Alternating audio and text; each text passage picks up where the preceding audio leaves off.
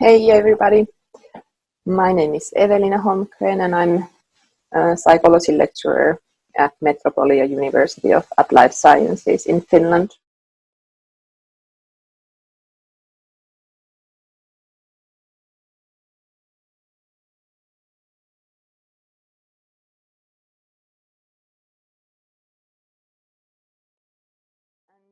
We have already been talking about what stress actually is and how our autonomous nervous system works. And we've been talking about our old brain and how our bodies actually react to the stress of the current day, like what we are experiencing today, in the same way as when we were hunter-gatherers and we were living in the caves and where the sources of stress were like snakes or some other threats. And in the classroom, the stress is different. It's not the same situation as when we were hunter-gatherers, but still our brain works in the same way. So it goes to this fight or flight mode, and that is not good for learning. So whether it is a fire alarm or whether it is a beeping sound of computer or a telephone, our physical and psychological state changes and our alertness automatically raises, and it is good. We are really fast to take some action, for example, fight or flight. And this is really okay, and it's really important for our survival. But however, this fight or flight mode, it is not ideal state for learning. And that is why in the classroom we don't want ourselves as teachers or our students to be in that state. So we need to do something.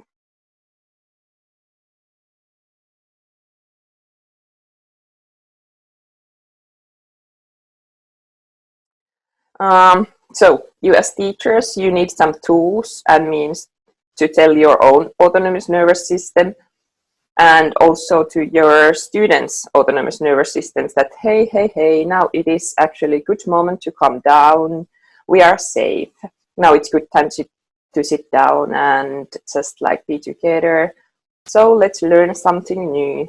Let's develop something new. Let's look at something interesting. And this internal talk to ourselves is called self-regulation. It is one example of self-regulation skill that we use and what we are trying to teach our students also.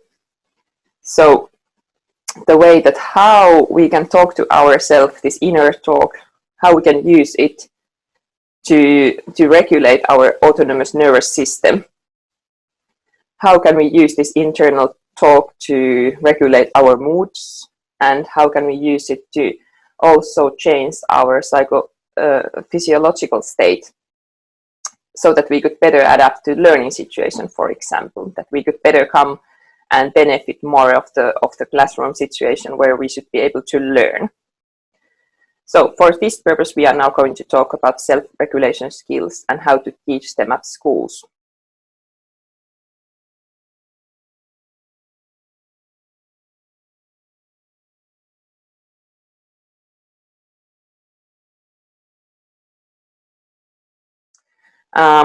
Well, self-regulation as a topic, it is huge, and it even self-regulation skills refer to a wide set of skills that we use to control and guide our internal states, our emotions, thoughts, moods, and also the external behavior that other people also can see.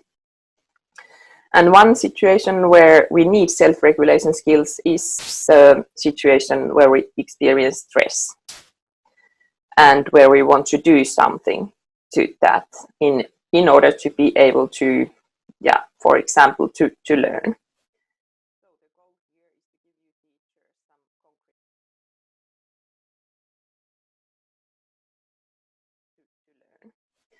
So the goal here is to give you teachers some concrete ways of handling stress in the classroom. Self-regulation starts with directing attention to one's internal states. And that is not easy. So before doing anything, before changing, before even trying to change anything, we should know first that where we are actually right now. So before going to teach anything to your students, actually you as teacher, you should first look at how you are feeling yourself. What are your own internal states right now? So first you need to take them kind of, if we think about the spotlight, that you have the spotlight somewhere and you consciously direct the attention of the spotlight first to yourself and your internal states. How alert you are feeling right now? Are you probably busy? Have you been just like running around the whole day? Are you a bit tired, maybe hungry, frustrated of something, a bit upset, or really happy and excited? And what are your physiological feelings, the sensations in your body right now? How are they? These two, they are connected.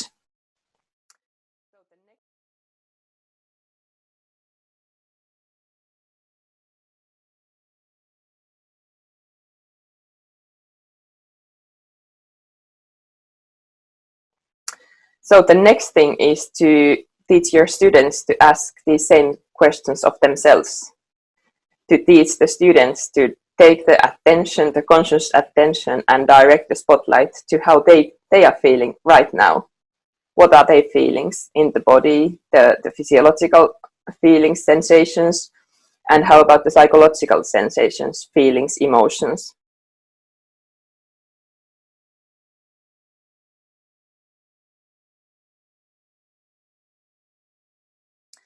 So, how can I teach it? How can I teach my students to like stop doing those external things, stop paying attention to what is actually happening in the classroom, and just like take the initiative to focus on themselves and their internal things? This really needs practicing in the classroom. It needs stopping the other things, and it needs the moment to calm down.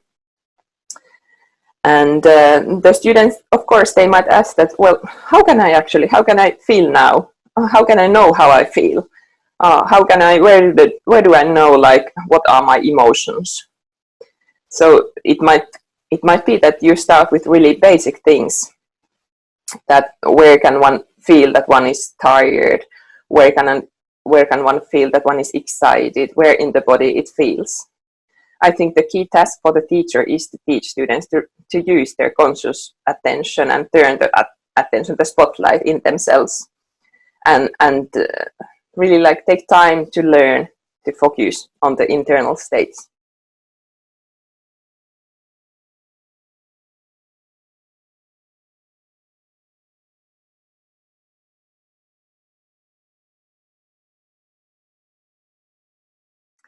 And then when the students have learned to pay attention to their internal states, then you can start teaching them skills to identify that, well, there's this and this feeling and sensation, and maybe we can give it a name. Maybe we can identify it and even like remark it, notice it, that, okay, these are my feelings and they have different names.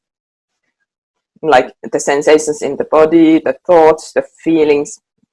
For example, in the situation where the students experience stress, they might notice that, okay, actually I have sweaty palms, tight muscles somewhere.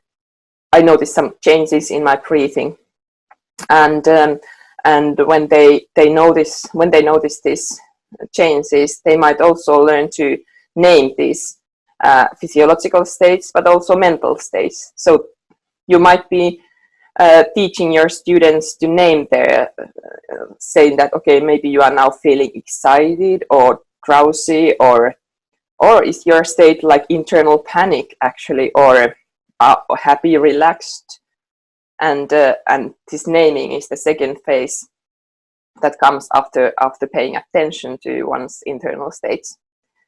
And after these two things, so first turning the conscious attention to one's internal states, and then second identifying and naming these states, you can go to the third stage.